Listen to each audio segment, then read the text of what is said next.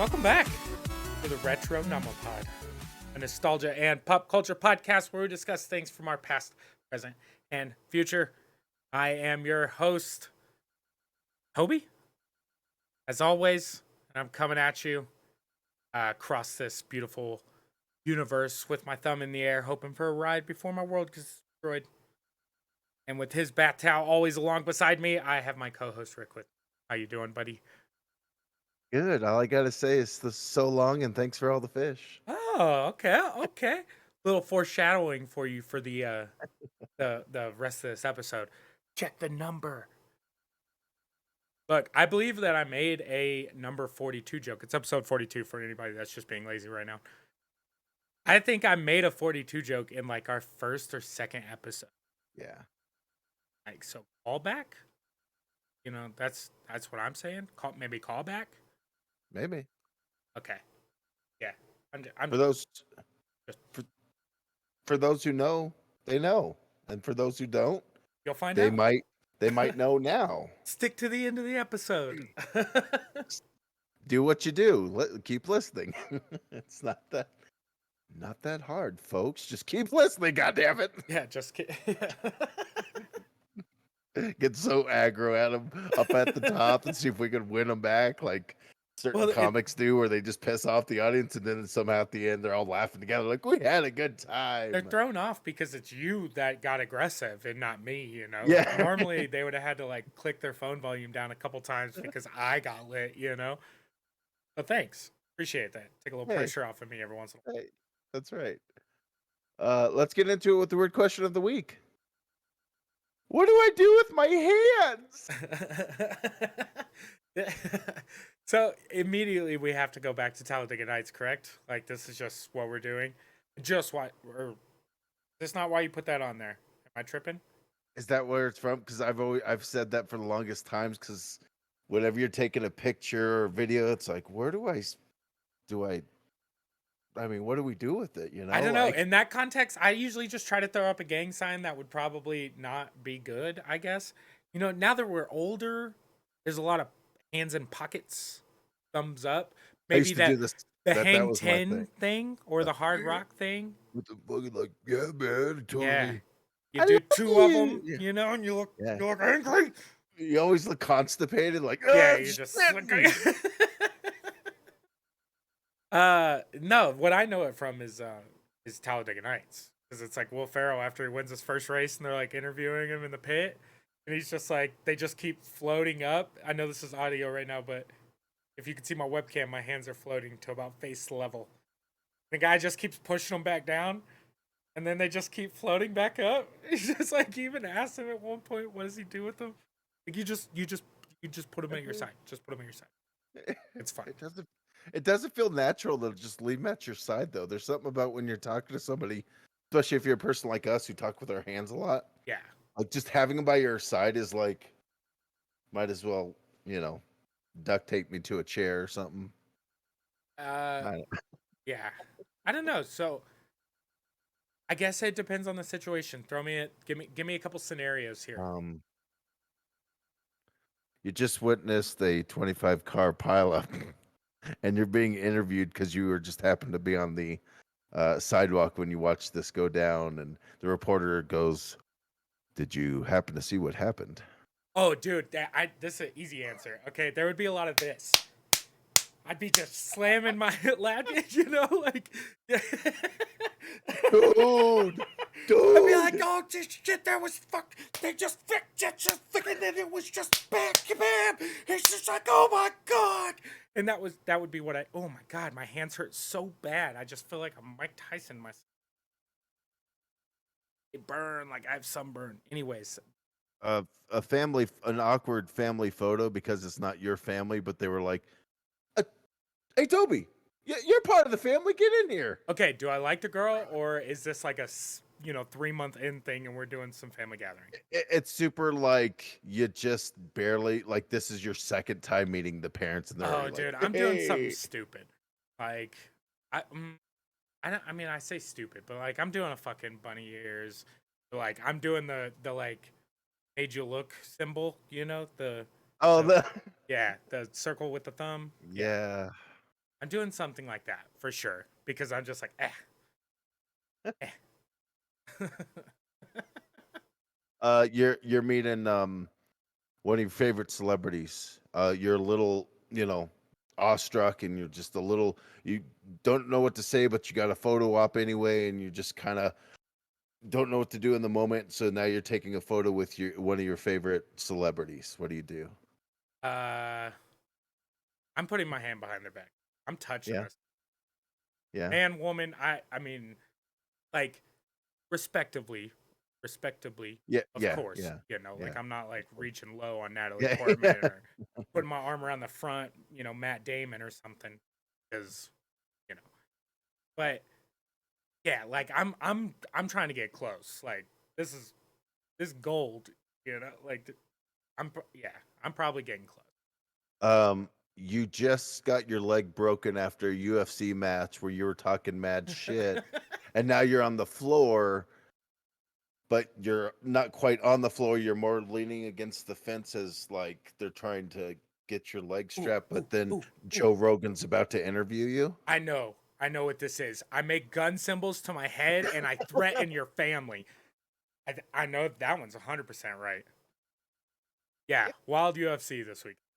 Yeah, Anyways, no doubt. um, before we jump into the news, and I know we're going to talk about this a little bit later as well before the show ends, but I do want to say, top of the episode, we took the week off. I'm going to get this out in the open. Mm. But if you haven't heard already, we now have a website. Go check out retronomipod.com. You guys can find our YouTube there. You can find videos. Uh, you can find the podcast there if you have somehow not found it already. Maybe you're Twitch or something. I don't know. Yeah, retronomipod.com. Now back to your regular scheduled programming. And we're back. So I watched a few movies. A couple movies came out a couple weeks ago. One was suggested to me that I probably wouldn't have watched if it wasn't suggested, but called No Sudden Move. It's got like Don Cheadle and Benicio del Toro, and it's just one of these like low budget, not low. I shouldn't say low budget. It's on HBO Max, but like it's a crime kind of movie, and Okay. it's like they're gathering up these guys to do a job, and yeah, and they've got oh, what's the kid's name? Killian Murphy? No, that's not right. Kieran Culkin, Macaulay Culkin's brother. Okay. And so it's a killer cast. Like the cast in it is Is phenomenal. it does a Culkin make your cast killer? I mean Don Cheadle, yes. I like the Culkins. I think they're great. I think they're so weird looking that you're like anytime you see them, you're like, what are you doing here? Look, Macaulay Culkin's got what is it? Rabbit ears? Yeah, Or yeah, rabbit yeah, ears. yeah. I think he's awesome. I think he's great. I've listened to him on interviews and stuff nowadays, and he's fantastic. Anyways, killer But cast. it's killer cast. David Harbour, John Hamm, Brendan Fraser's in it, Really? and he looks like he's wearing a fat suit, or he just gained a lot of weight for the role. I mean, Okay, it's been I've seen some pictures, and like I because there's also been some pictures of like old George of the Jungle Brendan Fraser when he's just a yeah, fucking stud, yeah. And then like I've seen the fat pictures of Brendan Fraser, and I'm like, no, like, like come But you're on. like, he's also 50 something, and like kind of went down and out there for a little bit. So this is kind of his comeback, with doing this and some of the other shows that he's starting to pop on. But this show was interesting because the twist at the end is that it's all related to the automobile industry back in the 70s before there was regulations and stuff. So it's a super weird, like, it's hard to explain because it is very much a like criminal mobster kind of movie where there's all these moves and Is it everybody's based in doing. Chicago or Detroit? I think it's Detroit, Okay. Huh. but like I'm it's pretty curious. good. It's the ending really makes up for it. It's definitely. I'm not typically one for these kind of gangster movies. I just don't like them. But like this one, once you get to the end and the way it wraps itself up, you're like, oh shit, you got me. So check it out. Pretty great. It's on HBO Max. But the other one I watched was the Tomorrow War on Amazon Prime or Amazon Video, whatever they're calling it these Yeah, days. I don't Uh, know. with yeah, right, with Chris Pratt, Yeah, our and beautiful dinosaur herder. yeah, and Yvonne I can never say her name, Strahovski. She's from Chuck and a bunch of Handmaid's Tale, and Yvonne S. yeah, and then J.K. Simmons is in it as well. Basically, people from the future come back in time and say, hey, in this amount of time, in a year's time, there's going to be this war that's happening that's basically taking 30 years in the future. So they're trying to get people to fight this war before it becomes this thing. So they're trying to fight it while getting closer to kind of the D-Day. It's very interesting, very time travel-y. The way they do the things, the aliens are cool looking. Like, it's a very good movie, but what separates it from most of these kind of sci-fi time travel movies is that, like, he's a dad, and like there's a twist that happens where he's basically doing it for his family to save them, and it's just got a heart to it that you don't usually get in sci-fi. So I think this is a must see because it is such a it just adds the heart to it. It's very cool. The time travel shit, the way they do it is very cool. And Huh. check it out, Tomorrow War. It's on Amazon. Yeah, I've heard it's good. I've had seen multiple people talking about it, and it's Chris Pratt. Like, I imagine you still yeah, can't go wrong with him, you know? he's great. Like Fucking Chris Chris Pratt. Pratt. Can't go wrong with the Pratt. Um, yeah, yeah. I'm more interested in the Tomorrow War than a sudden move, but Yeah, you know how I am about watching shit. yeah, exactly. If you're gonna do one, I'd say Tomorrow War. That one's definitely a lot more fast paced and cool action and that kind of stuff. Whereas Sudden Move's a more intimate, kind of small movie. It's still really good because everybody involved. But uh, Noted. Disney and Warner Brothers, or Marvel and DC, or whatever you want to put it as, they're skipping San Diego Comic-Con these days I because heard about this.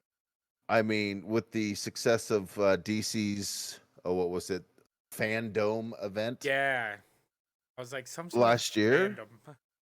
they're just like, we don't need to do this anymore. So I just thought it'd be interesting, and I thought I'd get your kind of opinion on it. So it kind of makes sense, all right, because from a gaming perspective, we ran into this with E3, Yeah, Entertainment Expo, and a lot of major names backed out of there. Sony, um, like I'm pretty sure Microsoft backed out, like doing their own thing. They're just like, we can hold it around the same time, but we're just gonna do our own thing without being in the confines of convention rules, where they can just kind of do whatever they want, rent out their own space. Plus, these companies have enough money; they don't need yeah, like the press to be yeah, like, oh look, if we didn't show you this, you would have never seen it because it's only at this expo. yeah, And E3 had turned into a like E3 used to only be uh industry people, yeah, whereas now it's turned into like a convention built for the yeah. public and stuff. So it's been going downhill anyway, and it makes sense that first of all, it's crazy that there's the universe. Well, I guess Marvel and DC fucking Comic Con and Yeah, yeah, their two biggest comic yeah. publishers ever are not gonna be there. That's actually kind of crazy. It's It is pretty wild. but they're gonna do something during Comic Con. Like they'll have a booth across the street from the convention center where they've rented out, another place and it's like, by the way, we're here as well. Because you have people travel from all over the world to go to San Diego Comic Con. Like it is the premier Comic Con. Yeah. And if you didn't, I mean, given you don't need, the press on for anything because you're Marvel, but for DC, you're still gonna do something during that time. It would just be bad business, I think, if you did it. Well, with the way that they're doing this, it's almost like it's almost more intimate because people can kind of pick and choose what they go to, and you know the exclusives get leaked like day of anyway. So it's like for you to have this big event where you're spending all this money to get your superstars to fly out to San Diego to house them and do all that. It's like the amount of money they're saving by just saying, stay at home, just turn on your webcam for us for 5 minutes while you do a Q&A panel, you know? Yeah. So I don't know. It's not surprising at all, especially with the two events that each respective company held last year. It's like, it just seemed like a no-brainer that this was something that was going to basically happen anyway. So, but Yeah. yeah.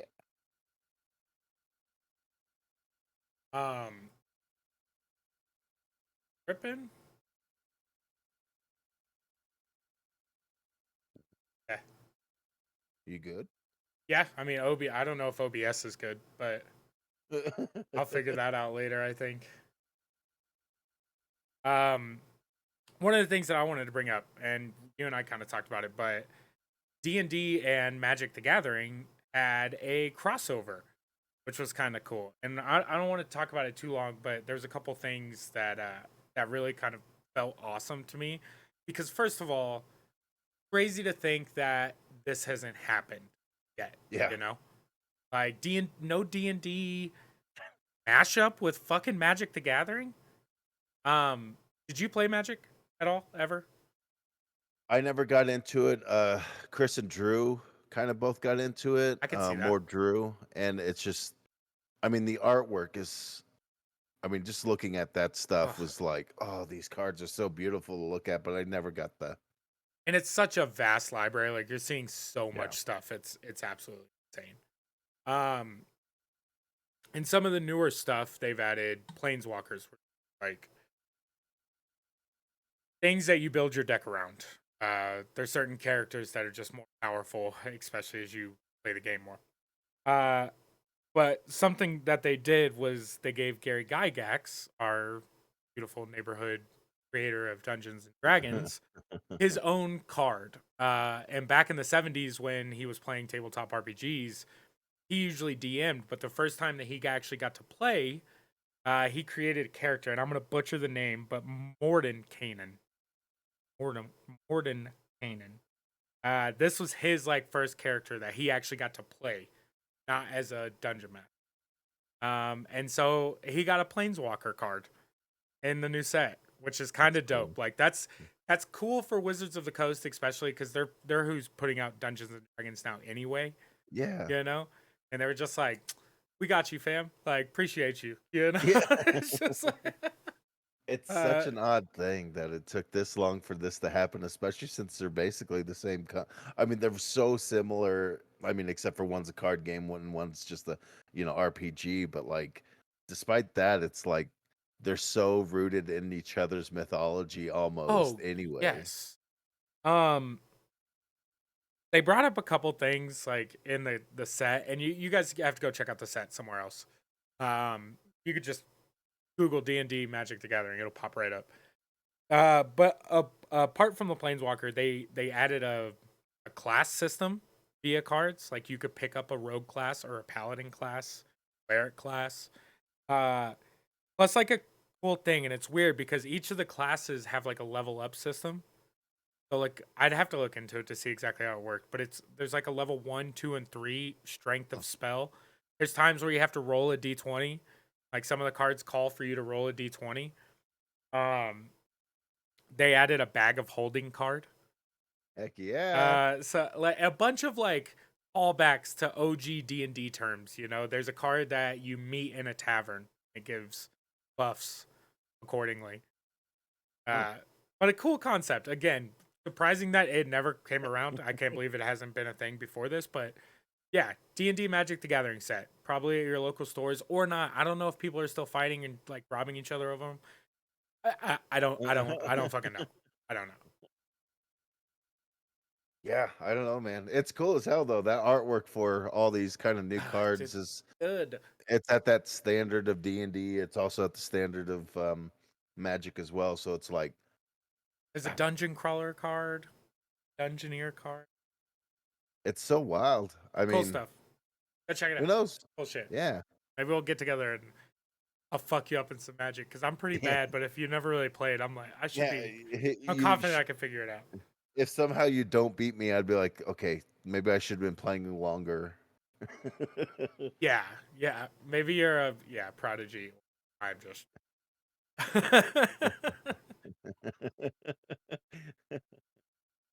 Here's some wild ass news though. A sealed copy of Super Mario 64 just sold for 1.56 million at auction. Uh, it hurts. It hurts so bad. You know goddamn well it fucking hurts me. There's already rumors floating around that this is fixed. Okay. So the reason this is such a crazy big deal is like 4 days prior to this, Legend of Zelda sealed oval, it's like a first print. I forget all the fucking shit for it. But it sold for like 860,000 or something. I think I'm correct on that. Yeah, yeah. Uh, that set the record for like the most expensive video game ever. And 4 days later, Super Mario for the 64 again this is 85 Yeah.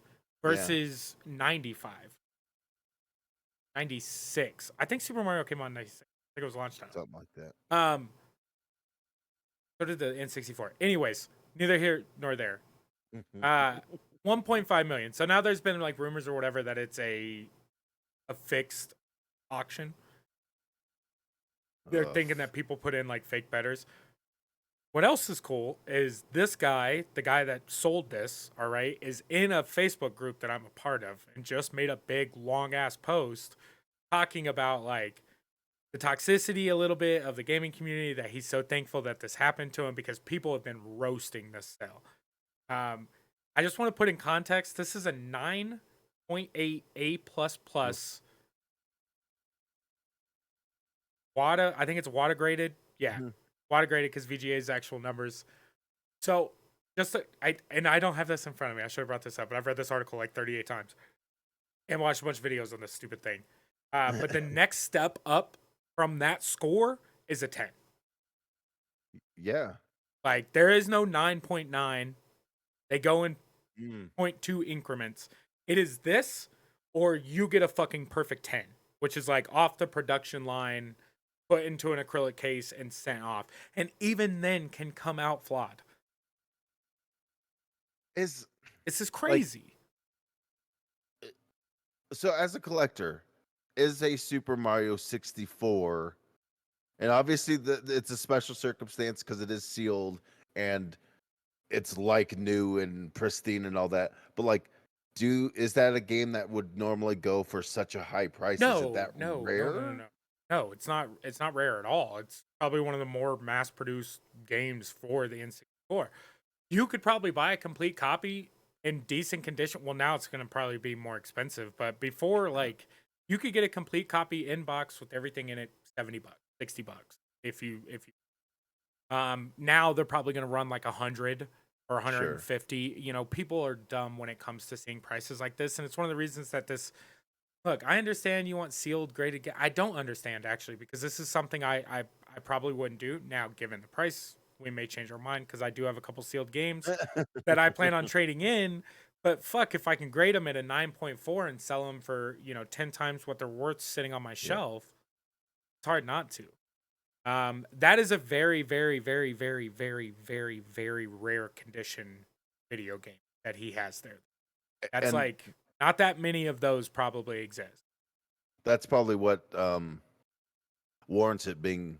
But even at that, like, No, is it no, worth no, 1.5? no. Like, is The game literally I forget what the damn psychological term for it is, but there's a term for uh, whether or not it's broken or working inside that sealed case. Do you know what I'm talking about? It'll never no? be opened. Oh, the something cat, the Schrodinger's cat. Schrodinger's The cat? is that Yeah, it? Schrodinger's The cat? where it's Sure. like, It's one is of it those dead? Is it dogs. alive? Kind of thing. Yeah. Yeah, Pavlov's dog is the tail, right? Yeah. Um, yeah, so it's like that. Like for me, and I don't know, people just have money, I guess. I think maybe if I had a bunch of money, I would do stuff like this to know that I just had like a pristine copy. But at the same time, you have to keep it pristine at that point. Yeah. And it's like, Yeah. what's the point of having it if it's like so delicate that you can't like it's completely useless except for a showpiece. Now, in this case, the dude sold it for $1.5 million. So who's the idiot now? Yeah, So like, yeah.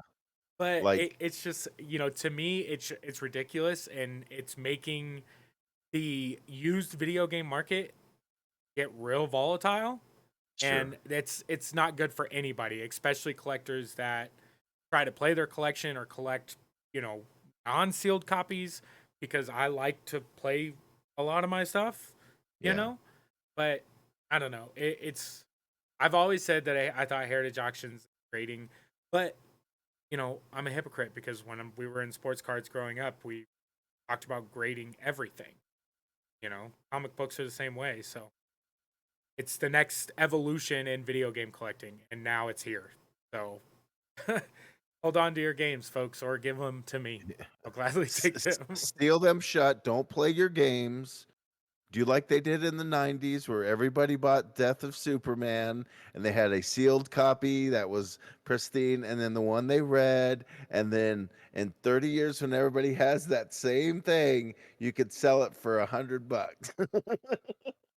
Yeah, yeah, It just exactly. which is more impressive to you? You walk in, somebody has a sealed video game that's rated so highly and all this stuff, or the fact that they've got this game that's in working shape that you could sit down and play? Which is more impressive to you? That's And that's kind of a loaded question, because there's I some know it games is. that just aren't worth playing. So like the sealed copy in theory would be more interesting because I'd have no want or need to play it. But if it's like, oh, I've got this, copy of, we're gonna throw Castlevania in there because I've talked about it a lot lately. But like Yeah. Castlevania Symphony of the Night PlayStation 1, and you've got a sealed rated copy, beautiful copy. And I'm Mhm. like, dude, I love this fucking game. Like, we should play it. And he's like, well, I don't have it. Like, you got it right there. Like, it's right there, but you don't have a copy. Like, why do you even have this fucking game? Like, that's the kind of stuff that would just it's impressive for what it is on paper. It's not impressive Sure. to me. You know, it's Yeah. not why I collect either. So I can't understand the point of view. I can respect it for what it is, but it is what it is. $1.5 million is a lot of money to spend on a video game that, back in the day was really good, but like It's still an amazing game. It's still an it's amazing game. it's still just like that's so much money. I'm It's surprised Nintendo hasn't came through and been like, the fuck it is worth 1.5. Like, I want yeah. my cut, Like, Right. that's what's gonna happen next. It's wild. Um, Wild. Wild. Wild. I brought a couple news stories this week, and I've at some point, it's been a long time. I'm actually gonna squeeze one more in with this because it kind of pertains to what we're talking about. Nice. Uh, did you see what one of the trending movies was on Netflix this week? I mean Black Widow, but Fucking no, on Netflix. Black Widow's not on Netflix, is it? oh, sorry. Damn, son. I said Netflix. That's where my Um, head's at. Warcraft. The World of Warcraft Really? movie is trending on Netflix. And it tanked in theaters, like when saw in theaters or whatever. It was great in China. Uh, I liked it. I enjoyed it as a WoW player, for a long It's time. fun. And yeah, it's trending. So hopefully that's like, hey, they like it. Netflix, pay somebody, do another one, do a cooler one, and do it based on the story that is this game we're going to talk about. Because Z-Man Games, the makers of Pandemic, have come out and said that they are going to do a Wrath of the Lich King, which is the second expansion in the World of Warcraft series. Um, Pandemic board game. So a Wrath of the Lich King Pandemic style board game. And like the map's all Northrend, which is the continent that Wrath is based on. There's a bunch of dope miniatures that they showed, including Sylvanas, who is one of the Wrath of the Lich King. It just has characters. Arthas being the Lich King, but Sylvanas Windrunner, one of the most badass characters in Warcraft history. She gets her own miniature. Um, it's something I didn't think about because I was curious on how they were going to make gameplay for this work, other than just being like painting and being like, oh, it's the same game, it's just Northrend stuff, which it practically is. But it kind of fits into a story because back in like 2008, 2007, somewhere along those lines, there was something in WoW called the Blood Incident. It was a bug in the game that was Oh, yeah. contagious, You and told it ended up murdering like all the low level players. Like they would get out of instance, this thing would stick to them, which it wasn't supposed to, and then they would get it, and it would spread to other people in major WoW cities, and it just murdered like thousands, dude. Thousands were murdered, hundreds of thousands, maybe. I don't know until the bug was fixed. Um, so it was kind of cool because like even looking at the Z-Man stuff, they kind of reference that as like a this is why we did it because especially as a WoW person, you would know what that incident is or whatever. But as a Pandemic fan and a World of Warcraft fan, this is amazing. I mean, I think. I mean, it seems kind of ambitious to take a known property. I mean, for those in the know, to like take that and then take a game like that and put it on a board game seems very cool. And especially something like Pandemic, because Well, and it was the crazy thing is like they didn't just start with World of Warcraft Pandemic. They went straight for Wrath of the Lich King, which is super interesting because the Arthas story, the story that that expansion is based off of, is amazing. Like how it started, as him as a child and like to him as Arthas, the fucking badass, to now he's the fucking Lich King and the most evilest man in all of Azeroth. Like the story is fucking fantastic. And it's one of the things that they were pissed about when Warcraft the movie came out cuz like they did the Duratan story whereas the fucking Arthas story was the one. Like you could have got much wider audience if you thrown the Arthas story because it's such a fucking epic. But look, Z-Man knew what they wanted. They were like, "Rat's dope. Like we're going with that. Like fucking Death Knights, zombies and Lich Kings. fuck yeah, Gimme, dude. gimme, gimme." Go with the cool shit. I'm stoked about that. That shit's tight. Nice. Uh, I think we reported on this once upon a time that Nintendo was going to be announcing that they were coming out with a new Switch. Basically, the big one is just updated model, right? Like OLED screen Yeah. and a little bit more power, right? I don't even know if it's like I think slightly more power, but this is not the Switch Pro. So we were all kind of thinking the Switch Pro was going to come out around E3 time. That was like kind of the leak. This was not it. So it's just the screen. It uses the same shit ass Joy-Cons that they give you. Um, it's not like I don't think it's a big frame rate jump. It's not a super upgrade. The screen's a lot nicer. But everything else is kind of the same. And I'm not 100% for sure on the specs, to be honest, but I know people were not impressed. And it's like $50 more. Yeah, 350 is what it's going to be going for. And I asked our other retro dude Drew, if he thought that this would help drive down the price a little bit for like a base model Switch, so that way I'd finally get one. And his thoughts is that they probably will. What do you think? I mean, yeah, anytime something new comes out, the old ones go out the window because you have those people that want the newest, you know. Sweet. So Yes. yeah, I That's think what I want to hear. it should drive down the used ones. It's not that hard to find a Switch anymore, so I imagine prices should be dropping soon Yeah. anyway.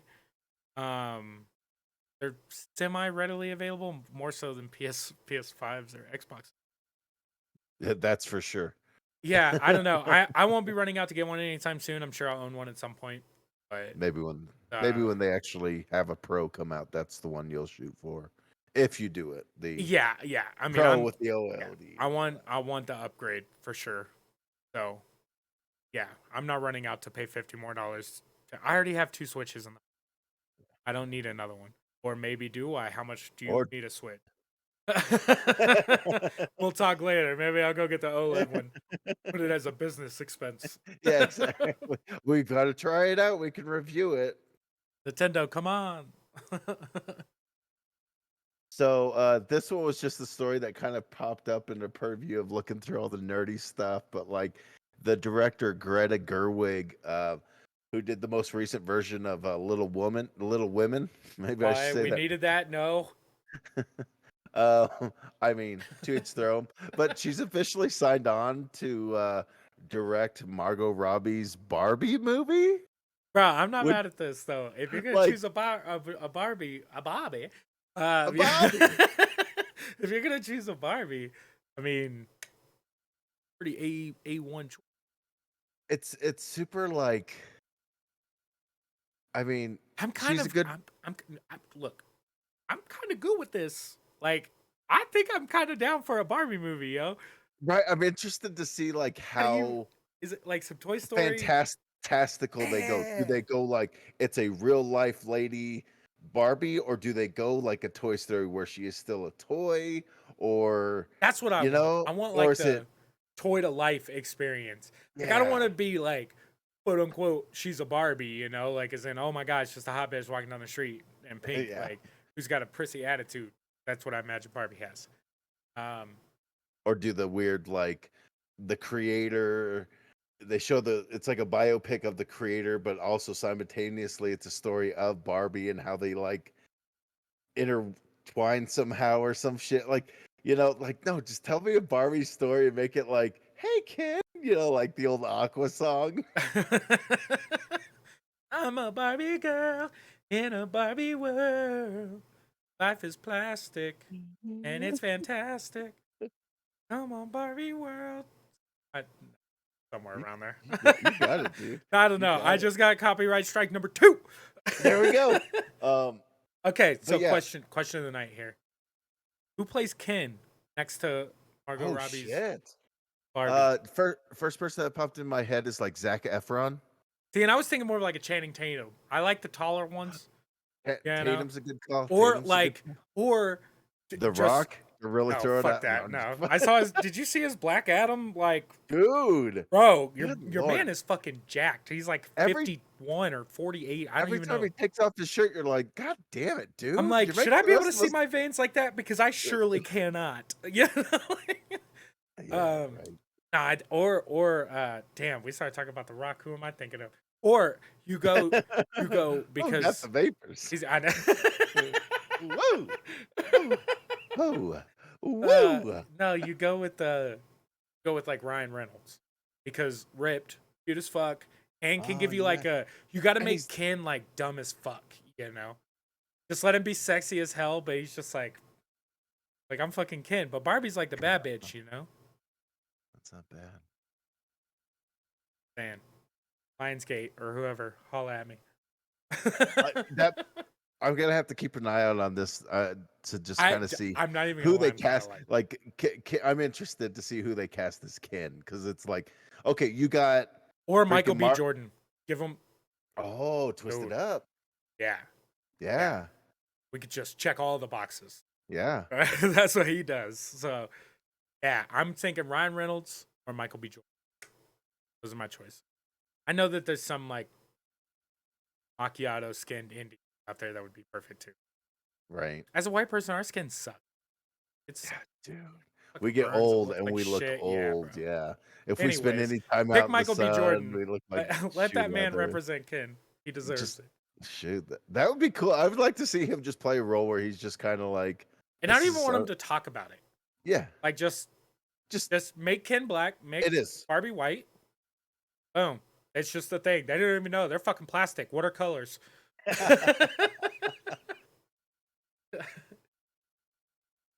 Yeah, yeah. We're gonna have to see who they line up Yeah, I'm with gonna that. keep track of that because I'm interested in a Barbie movie, kind of. It's one of those weird things. On the surface, you'd be like, a Barbie movie? Why? And then you're like, oh, okay, they got some people involved that it makes it a little bit more like, all right, it makes sense. It's Margot Robbie because she like is about the only well, not the only person, but she's like top pick to be like, yeah, it's Barbie for sure.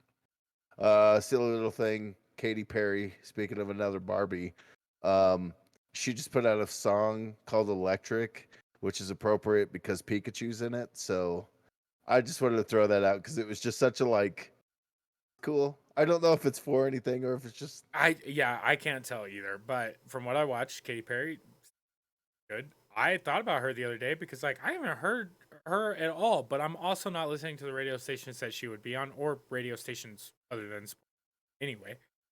Um, but the song sounded awesome and it's like an upbeat yeah, Katy Perry song.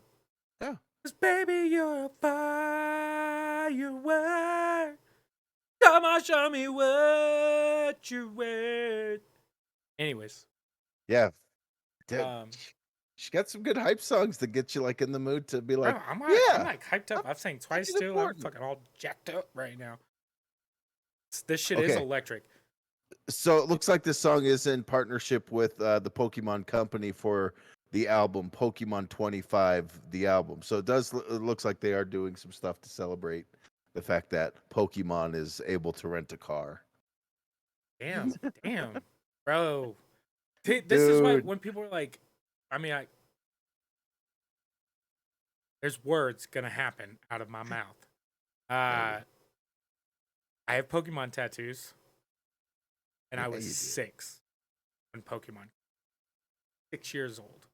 If I'm not the people they aimed fucking Pokemon at, and it changed me for a goddamn lifetime, dude. I have them tattooed on my body. Like I will die as an old man, hopefully, with wrinkled biceps and a Charmander for all my like. You're burying me sleeveless. I don't care. We're showing off Reptar, my Pokemon, the fucking Abominable Snow, everything. I got a tattoo appointment this week.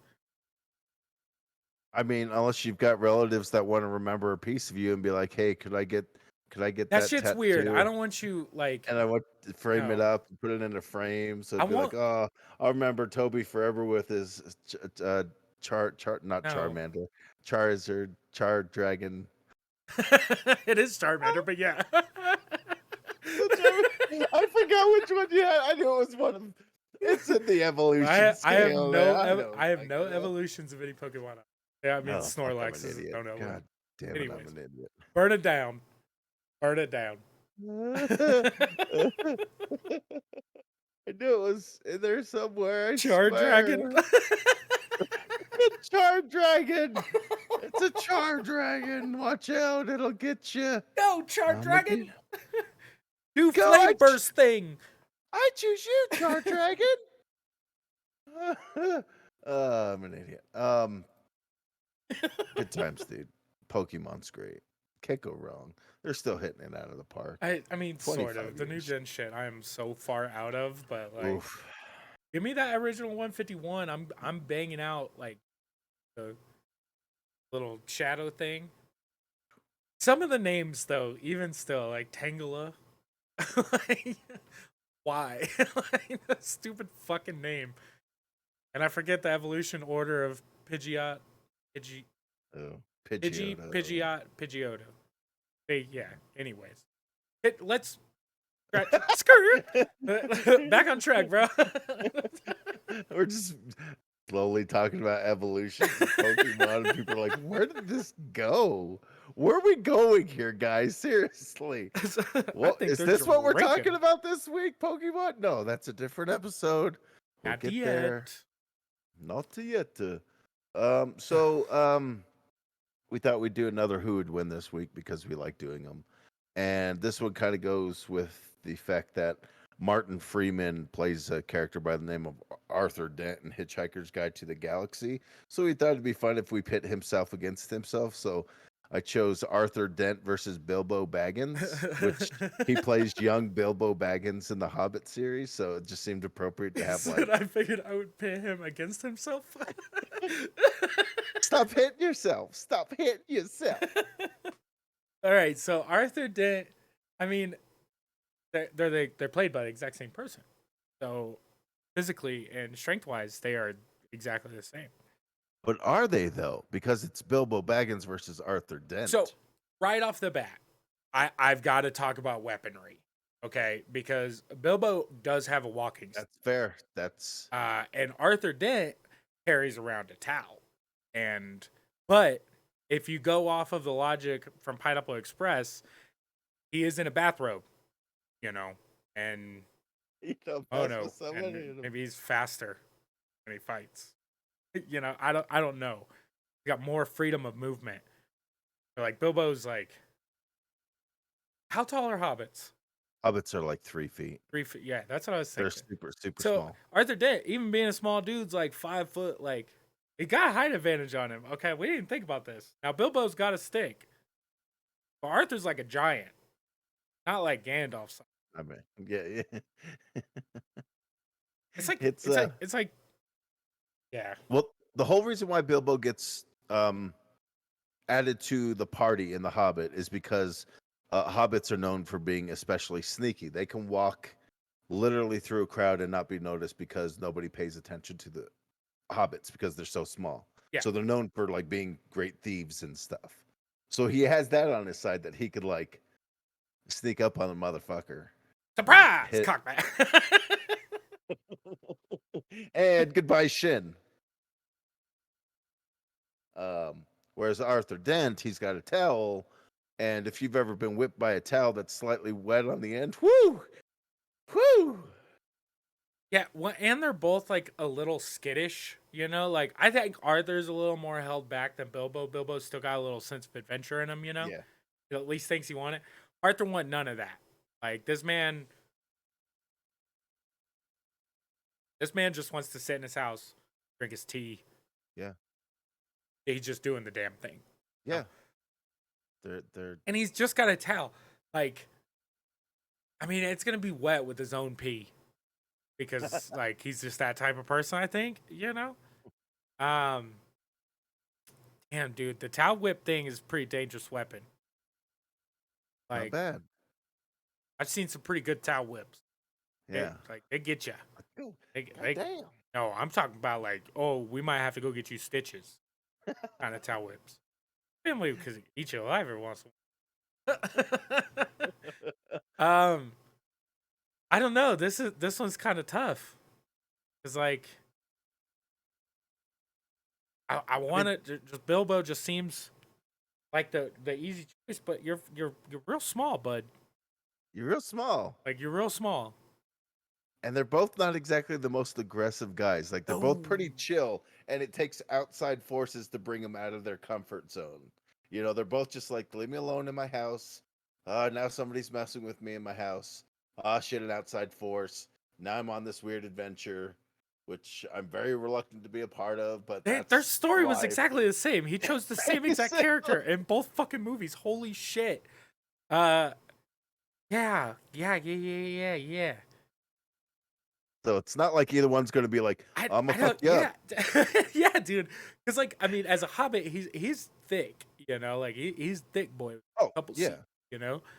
Um, but Arthur's still like 2 feet plus Yeah, taller than he's got him, the you height. know, and like he just wrap his little ass up in the towel and just fucking squeeze so hard, you know. And I think I just you know I just think I just but. Would this just be like All my small two? people are gonna hate me. I'm not downing your speed and your agility and stuff. I'm not just saying that. But like, I'm real big and you're real small. Like, my chances are vast. Like, we're going into a David and Goliath story, and I'm Goliath. Yeah, 99 times out of 10, that rock doesn't do shit. yeah, it's like, You know, fuck motherfucker. you. And then I All right, now squish him. it's on. It's almost like they would just sit down for the tea and make some tea and discuss their differences before they would even throw a punch. You know, they'd be like, okay, so we got to fight. We got to figure out who would win. Let's just sit down and talk this out while Bilbo's smoking on his pipe. Yeah, I mean, yeah, exactly. Like You that, the know, violence wouldn't win. I My heart wants to say Bilbo. My head wants to say Arthur Dent. yeah. I don't like this one. I don't. I think Bilbo would take him though. I think something would awaken Now, does he where have the ring? Is he like ring crazy at this point? not yet. Like where he hadn't got the ring yet, or he's past the ring? This is Pre-ring? I'm thinking this is like early adventure for both of them. Like they had both basically gotten kickstarted into their adventure. No, So they're at because if that point. Bilbo has the ring, it's a shoe in. Sure, it's it for sure. But if it's And just if it's like early, after ring, I think it's still a shoe in because he's still a little crazy after the ring. I'm just If thinking. it's pre-ring, I don't know. There's a fight or flight response that happens. I think sheer size and adrenaline, Arthur might strangle him with now. He might, but even throughout like the movie, like Arthur, even at his like most like fuck you. The best he does is he just goes and steps in a line and waits in a line and just queues up and waits his turn. Like Yeah, true. that's about as pissed as he gets. Whereas Bilbo, Carried a sword and shit. at one point, he's like, "All right, I guess we're on. Let me, That's true. I'm thinking, That's good. We're going with the heart then. I, I'm not even I, gonna disagree with you here. I think Bilbo takes it just because he is in a world that's a bit more dangerous than Oh, we can't. Arthur. Arthur didn't went to fucking space, dude. I wasn't putting this into That the conversation. That's not even a fucking conversation. I'll gladly take the fucking, Middle Earth. Other like at least it's just Middle Earth. This is fucking space. You space. saw the. I mean, we'll talk about it. It's space is scarier. Arthur didn't survive space. Multiple encounters on different planets, Yeah, mind you. So we're not taking environmental effects into account. I was just thinking upbringing, but you're right. You're not wrong. So we're at an impasse, sir. I'm gonna say Bilbo just because Lord of the Rings all day, right? Exactly. Facts. Which we shouldn't have let into what we're talking about this week with that. Facts. I love facts. Well, as we've alluded to a whole bunch, I don't know. There's no way to get into it without just being like Hitchhiker's Guide to the Galaxy. That's what we're talking about this week for nostalgia. Episode 42. And we're gonna talk about why that number is awesome. Or not, I guess. I personally, It's, for those of you guys don't know, Hitchhiker's Guide to the Galaxy was the original show written by Douglas Adams, or did he just do the novelizations of it? it's all his kind of It's it's like his all his baby. work, Like right? all through his So the original radio show was from 78 to 80. Now, I personally do not know of the radio show. I'm going to be honest. Didn't look it up. I didn't really care to. It's the same thing with World of Worlds, you know? Like, I wish I'd have went back and listened to the radio show, but I don't know if I could. I don't know if it'd have the same effect it does now. it'd be like listening to a long form podcast, if you will, like almost like an audio Oh, book. see, I think I would love that, actually. Because it would have the sound effects, it would have all that kind of stuff, and if you listen to it with that kind of context, I think it'd be okay. Yeah, I think you're right. I actually do think that you're right on that. But yeah, the radio show ran for 2 years, and I think that original run was like 3 phases. I think there's 5 phases total. It's so wild. It's weird how they did it. And there's been it's covered a lot of ground. Is Douglas Adams still alive? I think so, right? No? No, that guy passed years and years ago. All right, while you look that up. May 11th, 2001. Oh, okay. Okay. So In our yeah. lifetime. 20 years, give or take. Yeah, so it's like I guess never mind. Anyways, scratch that. In 79 he wrote the book. So you get the Hitchhiker's Guide to the Galaxy, written by Douglas Adams, in the middle of the radio show. So assumably he had plans to do this. The radio show is promotion, I can imagine. Maybe? I don't know. It's a weird thing without I don't know, I think he's just making it up as he goes, and then it started just taking form, through doing these kind of radio plays. And Yeah, he was eventually like, it was you know just what? collected it and was like, hey, this is pretty good. So Here we go. it's probably been a while, I imagine, unless you just read it. Speed read it this week. But you've read the book at some point, correct? Yeah, I've read it twice in my lifetime. Once when I was way younger, back in junior high, Okay. and then once a few years back when I was just like, have I read this all the way through? And it was like, oh yes, I have. Okay. So this is up on my reading list. I own the book, never read the book. Always wanted to read it, and now talking about this and knowing you've read it, because we know how me and you are about reading books. Ready Player 2, you guys fucking add him. I want to talk about it, and I'm gonna have to reread it now. But I'm gonna read it. So I do want to talk a little bit, just real fast before we get too far. No. We're gonna wait. Couple more things before we get to the movie, because the movie's predominantly what I assume we're going to talk about today. Um, they made a TV show in '81. Apparently not to a lot of people's applause. Didn't do super great. Uh, No. he wrote. No.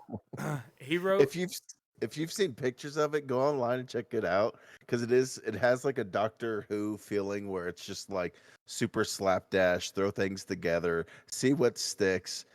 Where like back in the day, I mean BBC would like let you do stuff, but like they wouldn't give you the budget to do like big stuff It was like because PBS. it's still television at the end of Yeah. the day. So it was like they're not going to give you movie budgets for these things. It was like, here's $50,000. Good luck to you. Make what you can. So, Oh, dude, this is. yeah, Oh, I think I'm gonna have to go watch that. Okay, so right off the bat, just one of the pictures, like they show the president Zaphod or Zaphod. I just fucking that, yeah. but he has like the second head and like the third mechanical arm like comes out the side. Okay, so anyways, they made a TV show in '81. Was not good apparently. I might have to go mess with a couple episodes. Um, but before we talk about the uh movie, they came out with a game in Yeah, dude. 1984. Um, this really surprised me because I was like 84, like okay, like I don't remember ever seeing a game for this like on anything, and that's because it was only built for home computers in 1984. And this included the Apple II. It included the Atari ST, which, if you're not familiar with the Atari ST, looks like a fucking typewriter. The Commodore 64, also typewriter. Um, the Atari ST and the Amiga, amongst a bunch of other things. Like it came out on like 9 different home PCs. But I was like, holy shit. Like it's like kind of a texty based Yeah. adventure. And I kind of want it. Like I have none of these. I'm not gonna be able to play it, and nor do I care to play text based adventures, but I kind of want it. Like I would take it for an Atari ST or a It's pretty Commodore wild, man. 64. I'd be interested to see how it would still play today. Like, Oh, I'm sure is you it could Google search the shit out of that too. be able to do it on your phone and be like, oh, yeah, I bet you this was real hard back Ooh, in the I day. bet you could do it on your phone. You know? You've got an Android, one of those phones. Uh, you can do emulators on Androids because they don't have like protection from the world. Yeah. Who needs it? Why you're just putting yourself out there. Um, Download an emulator. Play that text-based adventure for me. It's not a bad idea. That's not a bad idea. No. But yeah, they made a game. I thought that was funny. That was one of the things that I had to just bring up because I was just like of all like but it makes sense, especially starting as a radio show. Um, I this mean, is not that old at that point, 6 years. which is pretty impressive because they don't turn just anything into a video game. I mean, back then they kind of did. This thing was, I mean, it's been adapted into everything, like you I were get the saying, joke. stage shows, novels, comics, TV show. Like it's been in every form of media since its inception, which is pretty incredible considering things that are even more popular than this have not. So it's like Yeah, this thing has had a weird long tail to it that yeah, it really has like an Orwellian reputation, but in a comedic sense of the same yeah. style of science fiction. I don't know. It's definitely interesting, especially for when it was written to have that kind of, you know, again, that comedic science fiction viewpoint and not like a Yeah. serious L. Ron Hubbard type shit, you know? If that is as serious as that could be. That's what Bradbury would have been the Yeah. one I would have chose, but yours works too. Yeah, he's one of the most Um, prolific science fiction writers of all time. Why wouldn't I yeah. talk about the Oh inventor of one of the boy. largest paid religions? Are we? Are we trying to get into Scientology? No, I don't. I don't. It I almost sounds like don't. you're It's going to just bat for him. like Like, I just hey, making sure people understand who we're talking about and the fact that he is one of the most prolific science fiction authors of all time, who sure. also created one of the most prolific for-profit religions. I look. I hope it's right for the sake of everyone in this world who has faith in a religion. I hope all your religion. Anyways, I don't want I to talk like. about. I don't want to talk about Scientology. Let's just leave it along.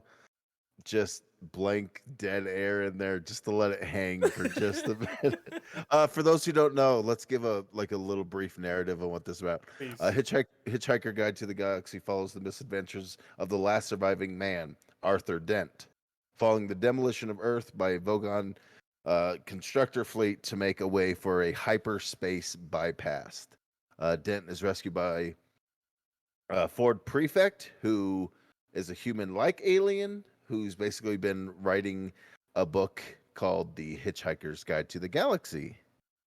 And he just so happens to hitchhike his way onto a Vogon spaceship, and it just kind of goes from there, travels, and it's his adventures from It's a there. real Bilbo Baggins type story. Like it's just they I'm going um on an adventure. yeah. He was a lot not excited for the event. Just to go through, like you said before, Arthur Dent played by Martin Freeman. Um Ford played by Mos Def, which is kind of good. Actually, I like him as an actor. He was in the Italian He's Job great. too. I thought he was Yeah. great. Um and probably a bunch of other stuff that I can't think of right now. And we'll get to like a couple cast of characters, but I guess there's not much. Like he gets on the hitchhiking concept is crazy.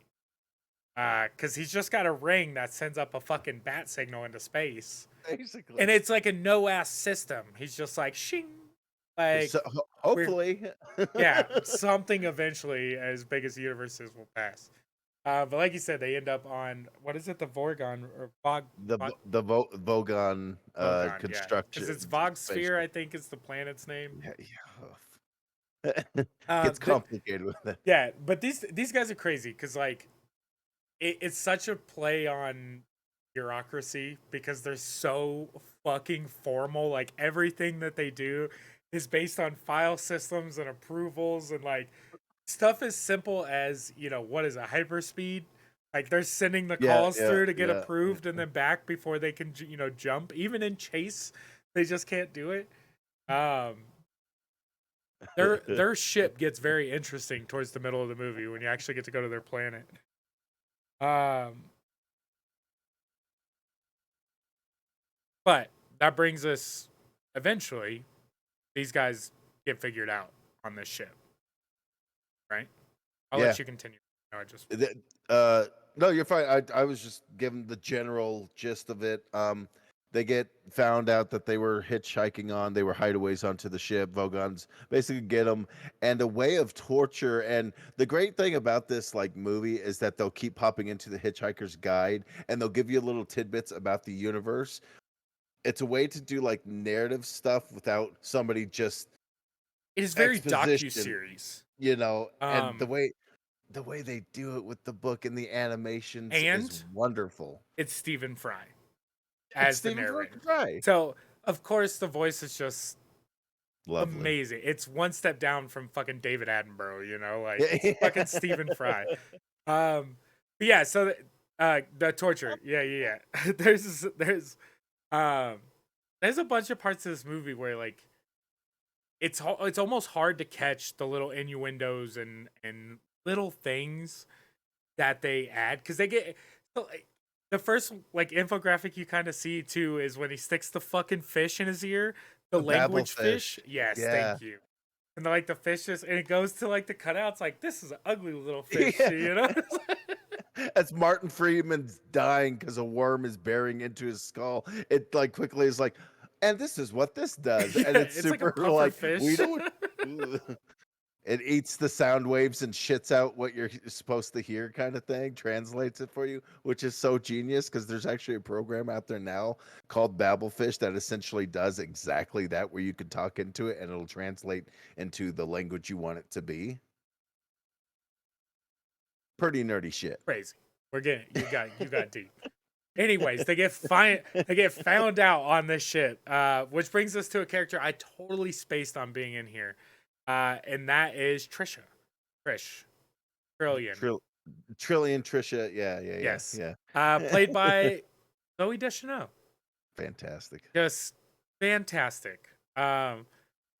It's weird because in this movie you get something in a spaceship that we've never heard of, which gives it a very interesting twist to how they space time travel. And it's the improbability drive or the improbability drive. So their hyperspace just goes through every known option in the universe ever at all times. I've been explained it like 6 different times and just like all I can think of when I think about it is 2 things. I'm gonna bring up 2 things with the improbability. When they show up as Yarn is fucking awesome. Like the Yarn best. And he's like throwing up strings and Yarn. Normality achieved. Yeah, and then exactly. They go back to normal. The ship can take it back or whatever. But as like a consequence, is like random improbable things happen in consequence to this improbability drive, one of which being the whale. Like all of a sudden in a world somewhere else, a whale is popped up into the sky 30,000 feet above, and it goes into this like the thought process of like, what is this that I am feeling? It's a whoosh sound.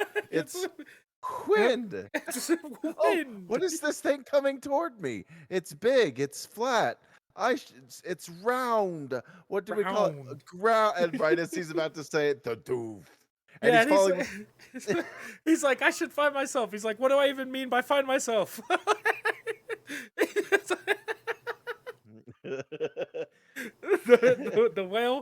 the whale falling, contemplating life is like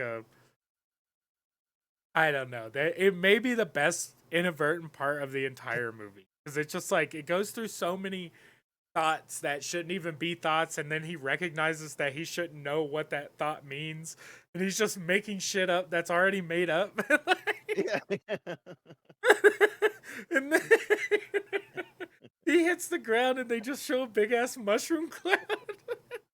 It's like right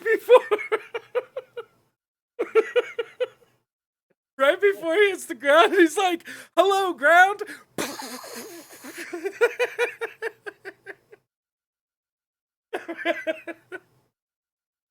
Oh shit. Oh damn good. I got hot. Oh god. The starship they are on is called the Heart of Gold. Just to kind of add that to help. The Heart of Gold. I honestly don't know if I knew that. They to escape the Vogons, they basically hitchhike out. They get thrown out of an airlock. They get onto this ship, the Heart of Gold, which happens to have Ford's semi-cousin Zaphoid Beeblebrox, who's played by none other than Sam Rockwell. And this is by far one of my favorite roles he's done throughout his career because it's really good. It's so wild with the 2 heads and the way that it like pops up and says baby. Shit. Like this is really what he wants to say, but then like the top head's like smooth and super charismatic, but the one underneath is almost like I don't even know, but like string of thought like fuck you, I'll kill you. He like pops open once and tells Arthur, he's like, no, it's all good, baby. And he like, pops up and he's like, or I'll cut open your spleen. This movie is so good at just being quirky and being silly for silly's sake. And the comedies, like they've got super smart jokes, but then they've just got fart level jokes that are just so simple, but they work. And it's just the combination of all these people being on the top of their game. It really is like fart level jokes. Like that is kind of what it is. Zaphoid Beeblebrox is the newly elected president of the galaxy, and he stole this ship. He immediately kidnaps himself. Yeah. he even tells him, he's like, I'm kidnapping myself. Come on, he said, come on, me. And then he like grabs the rope and swings away.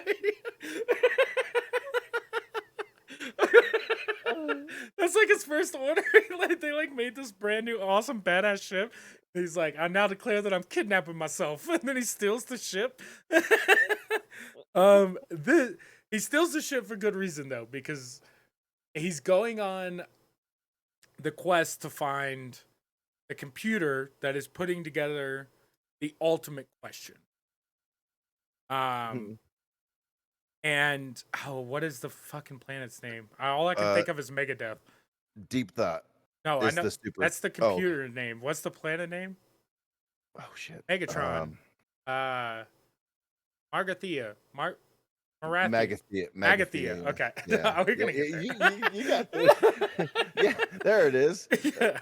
Right in our Um, notes. so yeah, the movie is kind of like, well, this adventure kind of based around the search for the supercomputer who has built the ultimate question. Now, the ultimate question comes from an answer that was given by a supercomputer built to give the answer to the ultimate question. Yes. Um, Yes. Very complicated. so it's cool how they set this up because of the time frame that it's kind of sat in, because it's young kids in theory that they Hmm. show in the movie that build this computer, and they answer it or they ask the question, "What is the answer to life, the universe, and everything?" That is their question. They build it strictly to answer this question because for is whatever reason in the nations it's bad. You know, people just want to have an answer. So the computer tells them to come back in 7 million years, I believe, and you're like, oh god damn, like that's what? No, they were ready. 7 million years Yeah. with the two little asshole kids. Okay, apparently not kids; they're vampires or dinosaurs. Mice or Eventually, something. who knows Yeah. what they were before. Who they were. Um, They lived a long ass time. so the reason this episode is lovely is they ask it. They say, "Computer, deep thought," like you said. People are in the crowd. It looks like Woodstock. They got shirts on that Yeah. say "Think Deep" and shit. Looking flowers, and they ask their ultimate question. You know, what is the answer to life, the universe, and everything? The computer gives them an answer. The answer, 42. which is which episode we're on, because that's They how did we it. do it. Fucking circle back around, bitches. Yeah. Computer thought long and hard for 7 million years, and the answer to life, the universe, and everything is 42. That's it. How do you I like feel? that the design of like Deep Thought is almost like Ronan's The Thinker, where he is thinking, but they have it to a side more like, I don't know. And even Deep Thought was like, I don't know, 42? Like Yeah, there's a bunch of unsureness there. and they've got this tiny little TV that it's been watching too. Like it's And it's weird because it's got like one eye and a real long mouth. It looks like BattleBot Theater. If anybody's ever seen that? yeah, But that yeah. just the like nonchalant melancholy. I just want to go back to the ship real fast because there's still a character on the ship that we haven't even talked about. I can't believe we're forgetting this right now. One But of the best characters ever every created time they in walk film. through a door, the doors sigh. Oh, oh, oh, oh, Oh. oh, Huh? oh, oh. Oh? Yeah, so there's like little things. It's like they programmed like the computer to have an upbeat attitude, you know, and I'll let you give it to him. One of the greatest actors of our time, even voice Alan, actors. are we talking about Alan We're Rickman talking about Alan Rickman, being the voice of Marvin, the paranoid android, the paranoid android, who's clinically depressed robot? the most depressed. Oh, Uh, I would give you an idea, but on you top of wouldn't that, take it. inside of this robot is none other than Warwick Davis. Which I did not know. Played in a lot of stuff. Played in Harry Potter. Is the Willow. Willow? Oh yeah, he is fucking Willow. He's Wicket from the Return of the Jedi. Like Yep. that dude, he's the leprechaun. Like Is he he's been R2D2? no, that's Baker. No, yeah. Something Sure. Baker, I believe. Anyway. Um, but yeah, the combination of like Warwick Davis being the body, so to speak, and then Alan Rickman or Mister, like it's so good, and he is so depressed that you just want to give him a hug and make him feel better about But he himself. still does like cool things. Like he saves them at one point. Like he gets shot. Yeah. Spoiler Oh, alert! Shot in the back of the head. Um, like oh, and the ship has a voice of its own yeah, by Thomas Lennon, who's super like upbeat that's what and I was saying. The cheerful. computer is upbeat. Like they made the computer like super like I can do that Hi, right away. hey guys, how we feeling Yeah, today? what Like, can I do for you? it's Um, but yeah, Marvin is just like the character because he's everywhere. Like he's constantly following them. Like even then they get to like Vogsphere. So Vogsphere, they get to Vogsphere. There's two amazing things that happen on Vogsphere. The first thing that we see is them walking across from their little ship, and, and fucking, oh I wow. think it's fucking smacked in the face with what looks like a fly swatter that comes out of the ground and just fucking whips him, gives him the business. Uh, and then like they looks around, he's like, did you guys not see this? He's like, it must have been my imagination. It fucking smacks him again. And then he gets him to turn around and he's like, I think you're just being, and then that smacks him. They realize that this thing is, it's a thought trap. Yeah, it's a thought trap. Yeah, And not like yeah. the hoe trap. It's like a thought, like thought as in thing. It's so fun. The reactions from Sam Rockwell Yes. in it are the best because he's like, "What the hell?" He's like, I think smack. We should run. Yeah, it's one of the things that like you're right. The reactions of these people as they do it are fucking insane because That's it's so well acted with the smack reactions because that's got to be hard to do, but like the way that they did it and the way that they thought and the timing of everything, like every smack was well thought out. It was just amazing. It was amazing. It was all around yeah. fucking fantastic. It's Oh, but that brings me to the second thing of Vogsphere, which is that the aliens that they initially hitchhike onto, the big, ugly, pig-like the aliens, Bogons. Yeah, Bogons. Thank you. I'm gonna forget it one more time. Um, they're on these gigantic fucking ships, like just dude. massive fucking ships. And they get to this planet, and you realize that the ship is their bureaucratic central. Every ship is its own little government agency skyscraper that they land sideways on the ground with a perfectly laid door that you walk into. And it's exactly what you would imagine. Like, it reminds me of in Beetlejuice when they go to like the social Yeah. services. Like, that's the type of social service office that you would picture when you picture this ship in the inside of it.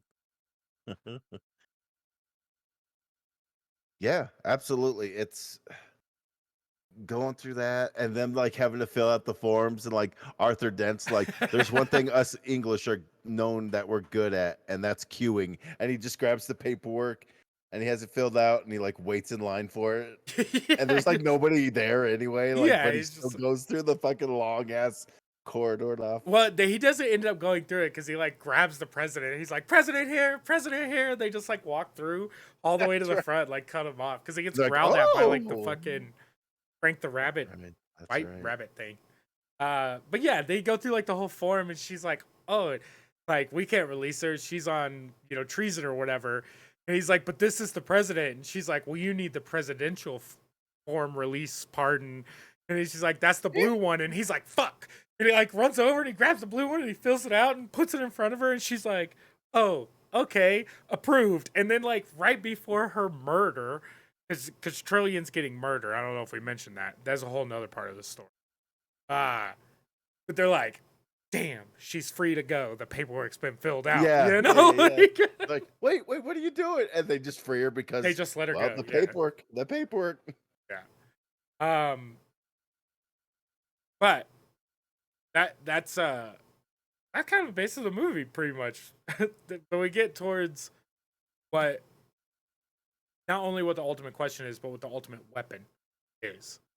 And do you have that off the top of your head? Because I've completely forgotten it now, and I was thinking about it earlier. Uh, Point of view gun. oh, the point. Yes. Point of view gun. Yeah, Yeah. Yeah. That's So right. yeah. So on the hunt for this ultimate, this second supercomputer that's supposed to give them the ultimate question, because the question that they got with the answer that they got is not what they liked. So their first supercomputer told them that they needed the ultimate. They needed to figure that out. So they built a second supercomputer, and this is what they've been hunting down at this point is the second super.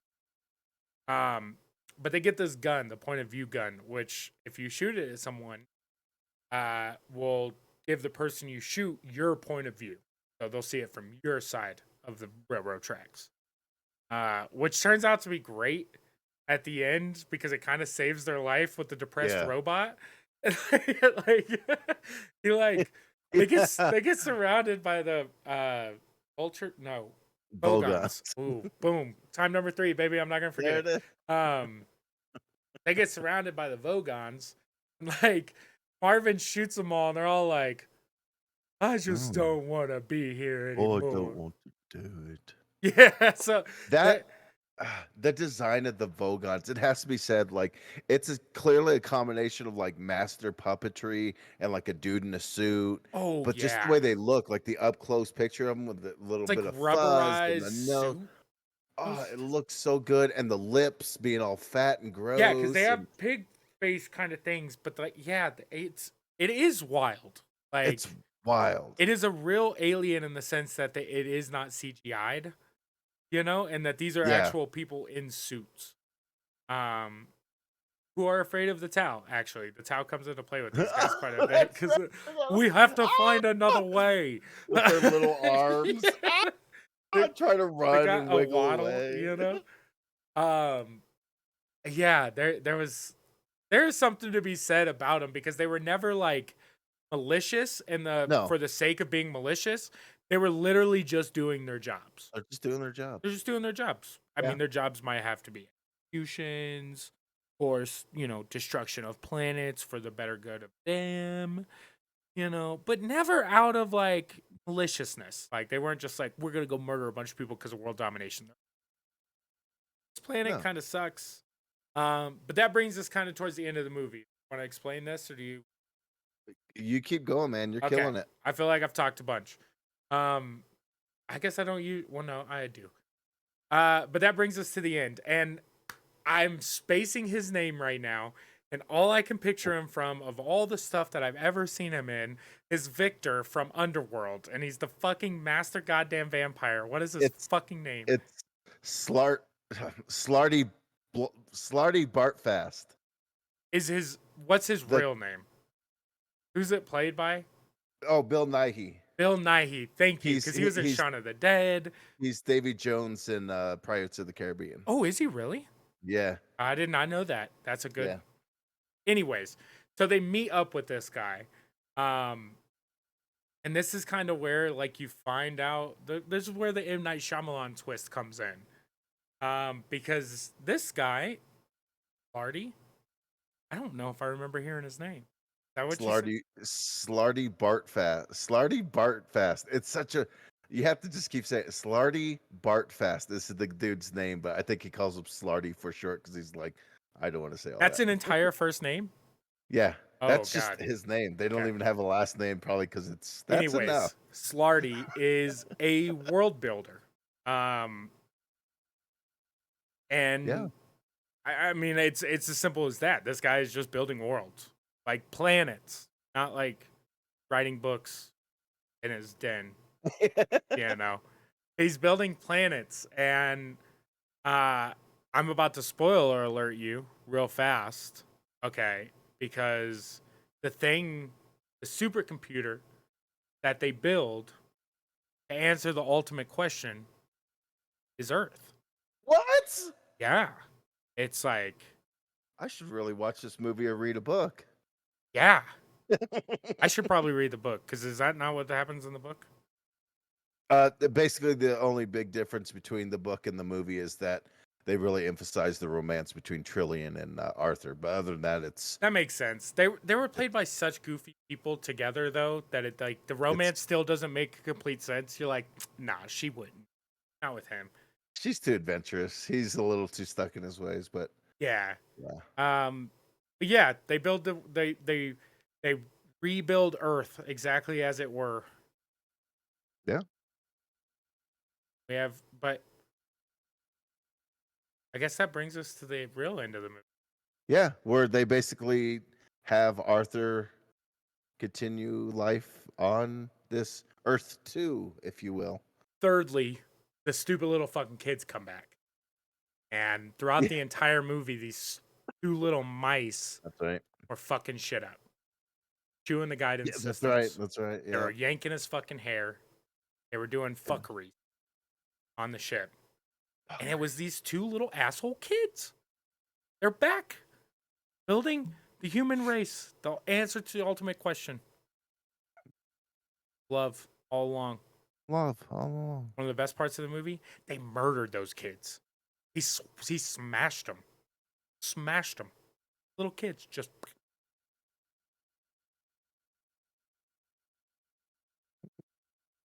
Yeah, but yeah. So anyways, it ends in love and awesome. Um, they put Earth back together into this beautiful little ball, just as it was. And Yes, he's it like, was. "Fuck this, I'm out."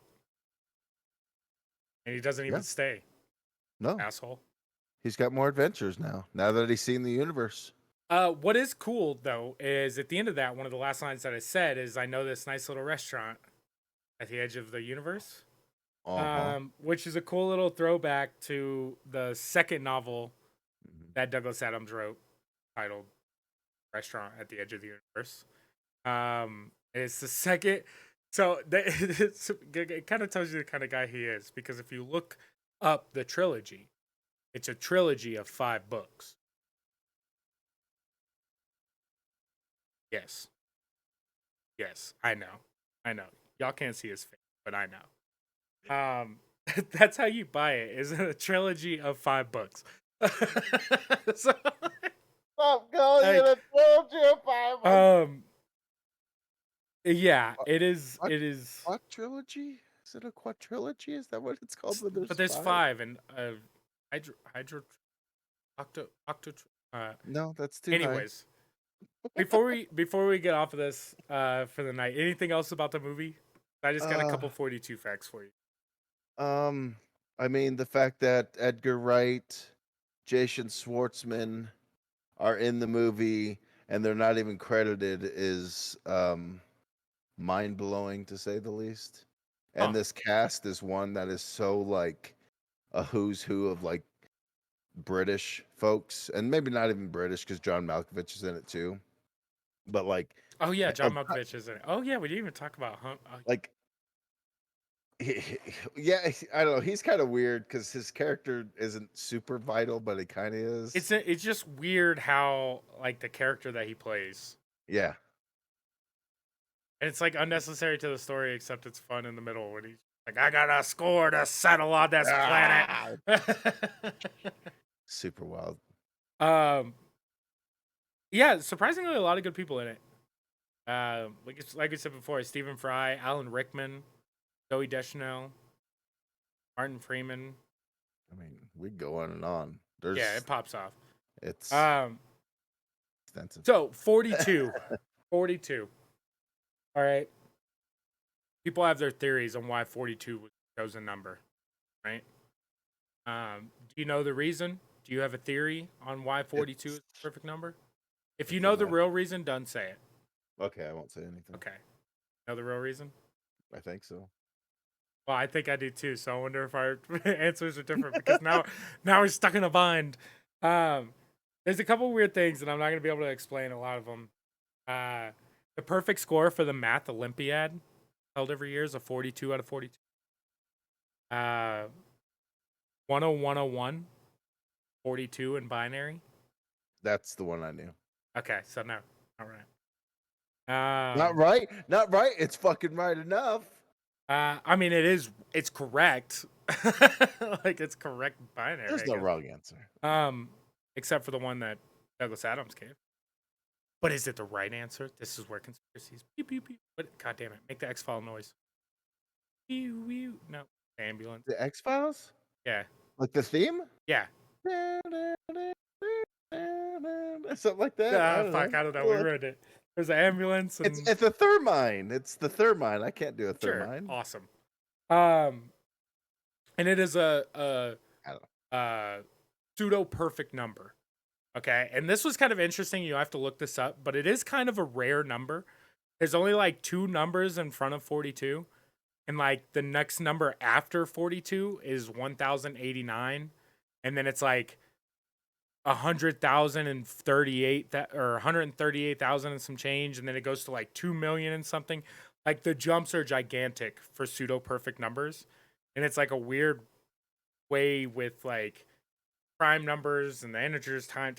I don't know. There was a mathematician that explained it on a YouTube video. It was actually semi interesting and not what my brain wants to keep in it. But supposedly the real reason people have asked Douglas Adams for a long time, he said it because he just thought it was a funny number. I Number he love it. chose. That's so good. I love that. That's a side of somebody who's such a good writer. People think there's a deeper meaning to it, and Yeah, finally he's just like, no, it's just silly. Like it's just a funny number. Sounds funny. It's fun to say. 42. 42. What's a funnier number? Give me one. There isn't one. 69, baby. 69, funnier number. 69. It's not funny. It's sexual. Context, it could be funny. I Okay. got Anyway. a dirty joke to go along with that. Why can't women drive? Well, why can't a person? This is hard to do in these modern times. I'll just tell it how it was told to me once upon a time. Why can't a woman drive 70 miles per hour? Because she blows a rod at 69. Okay, I'm gonna follow that up with a better one. Shout out to my sister. Why don't people from the South do reverse cowgirl? I don't know. Because you don't turn your back on family. Uh,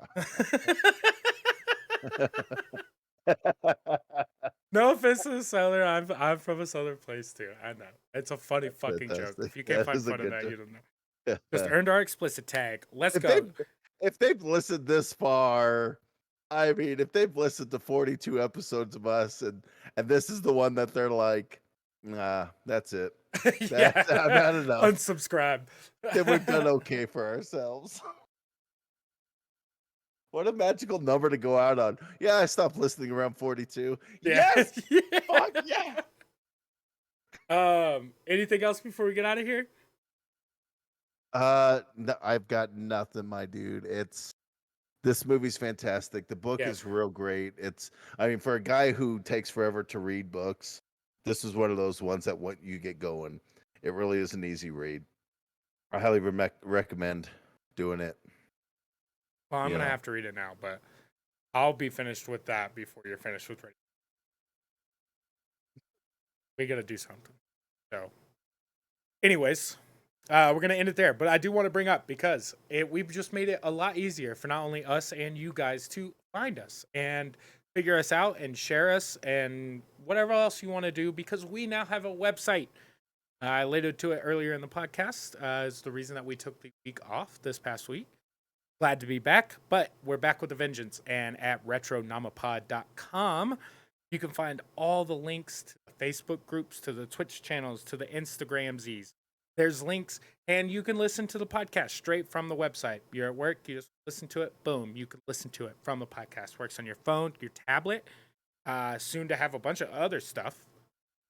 But from right now, you can send your peeps there, and we'd appreciate it if you went and visit it. Checked it out. Check out some of the YouTube videos. Check out the like I said, you can subscribe from the podcast straight from the front of the homepage of the website, retronomipod.com. Yeah, I'm not even going to tell you where to find me. Go there. Find me. Boom. That's the wild thing now. We've got this awesome website that's like we no longer have to have a 5-minute spiel at the end where it's like, oh, locate us here, there, or everywhere. Check Now this, it's like check we've that. got a one-stop shop where you could just click the link and boom, you're there. Hit the follow button, hit the subscribe button, hit the like button, whatever it may be. Do it because we're having a good time, and I hope everybody else is having a good time with it. Likewise. But yeah, retronomipod.com. Lead us out, baby. yeah. the way we end the show every week. God, that was clunky. We're gonna end the show the way we always do every week with the weird question of the week. Super redundant. We're getting through it. I knew an old lady that ate a fly. Where does it stop? What?